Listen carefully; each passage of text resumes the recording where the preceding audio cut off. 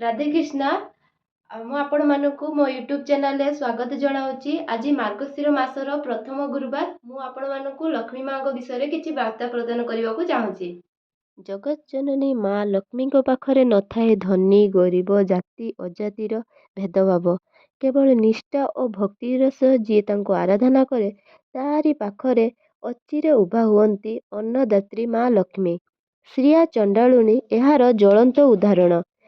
ଜାତିରେ ଚଣ୍ଡାଳ ହୋଇଥିଲେ ବି ତା ଘରେ ବିରାଜିଥିଲେ ମା। ଆଉ ଶ୍ରିୟାର ସମସ୍ତ ଦୁଃଖ ହରଣ କରିବା ସହିତ ତା ଘରକୁ ଜନ ଧନରେ ପରିପୂର୍ଣ୍ଣ କଲେ। ଗୁରୁବାର ମାଙ୍କର ଅତ୍ୟନ୍ତ ପ୍ରିୟ ଦିନ। ବିଶେଷ କରି ମାର୍ଗଶିର ମାସର ଗୁରୁବାର ଦିନ ଯିଏ ମାଙ୍କୁ ନିଷ୍ଠାର ସହ ଏବଂ ବିଧି ବିଧାନ ପୂର୍ବକ ସ୍ମରଣ ଓ ପୂଜା ଅର୍ଚ୍ଚନା କରେ ତାହାର ସମସ୍ତ ଅନିଷ୍ଟକୁ ମା ଅଚିରେ ନଷ୍ଟ କରନ୍ତି। ଏହି ମାସ ଗୁରୁବାରରେ ମାଣ ବସାଯାଇ ମାଙ୍କୁ ଆବାହନ କରାଯାଏ। ଏହାଦ୍ୱାରା ମା ଅତ୍ୟନ୍ତ ସନ୍ତୁଷ୍ଟ ହୋଇ କୃପା ବର୍ଷା କରନ୍ତି।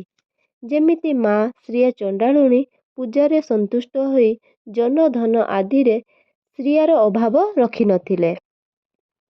ବଳରାମ ଦାସଙ୍କ ରଚିତ ଲକ୍ଷ୍ମୀ ପୁରାଣ ପୁସ୍ତକରେ କେବଳ ପୁରାଣ ମାଣବସା କାର୍ଯ୍ୟରେ ସୀମିତ ନୁହେଁ ବରଂ ଏହା ଜନଜୀବନକୁ ପ୍ରଭାବିତ କରିଥାଏ। ଏହାକୁ ଭିତ୍ତି କରି ଓଡ଼ିଶାରେ ଚାଲିଚଳଣି ପର୍ଯ୍ୟବେସିତ। ଆମ ସମାଜରେ ଜାତି ଅଜାତିକୁ ନେଇ ଯେଉଁ ଭେଦଭାବ ରହିଛି ତାହାକୁ ଦୂରାଇବାର ପ୍ରୟାସ ହେଉଛି ଲକ୍ଷ୍ମୀ ପୁରାଣ। ବଡ଼ ଠାକୁର ବଳଭଦ୍ର ଓ ଜଗନ୍ନାଥ ଜାତି ମଧ୍ୟରେ ଉଚ୍ଚ ନୀଚ ଦେଖିଥିଲେ ବୋଲି ଲକ୍ଷ୍ମୀ ଠାକୁରାଣୀଙ୍କ ଅଭିଶାପରେ ଦ୍ୱାର ଦ୍ୱାର ବୁଲି ଭିକ୍ଷାବୃତ୍ତି କରିଥିଲେ। ବିଶ୍ୱାସ ରହିଛି ଲକ୍ଷ୍ମୀ ଛାଡ଼ିଗଲେ ଖାଦ୍ୟ ଅନ୍ନ କଣ ଜଳ ବି ମିଳେ ନାହିଁ। ଲକ୍ଷ୍ମୀ ପୁରାଣ ସମାଜ ପ୍ରତି ଏକ ଆହ୍ୱାନ। ଜାତି ଅଜାତି ଗୋରା କଳା ବର୍ଣ୍ଣ ଭେଦଭାବ ଆଜି ବି ସମାଜରେ ରହିଛି। ହେଲେ ଜଗନ୍ନାଥ ସଂସ୍କୃତିର ଉଚ୍ଚ ଆଦର୍ଶ ଲକ୍ଷ୍ମୀ ପୁରାଣରେ ଏହି ଭେଦଭାବର କୌଣସି ମାନେ ନାହିଁ ବୋଲି ଦର୍ଶାଯାଇଛି। ଏ ବ୍ରତରେ ଜାତିଭେଦ ନାହିଁ। ସ୍ୱୟଂ ମହାଲକ୍ଷ୍ମୀ ବ୍ରାହ୍ମଣ ଠାରୁ ଚଣ୍ଡାଳ ଯାଏ ଦ୍ୱାରେ ଦ୍ୱାରେ ବୁଲିଛନ୍ତି। ଶେଷରେ ଶ୍ରିୟା ଚଣ୍ଡାଳୁଣୀକୁ ଧନରତ୍ନ ଦେଇ ତାର ଅଭାବ ଅନଟନ ଦୂର କରିଛନ୍ତି।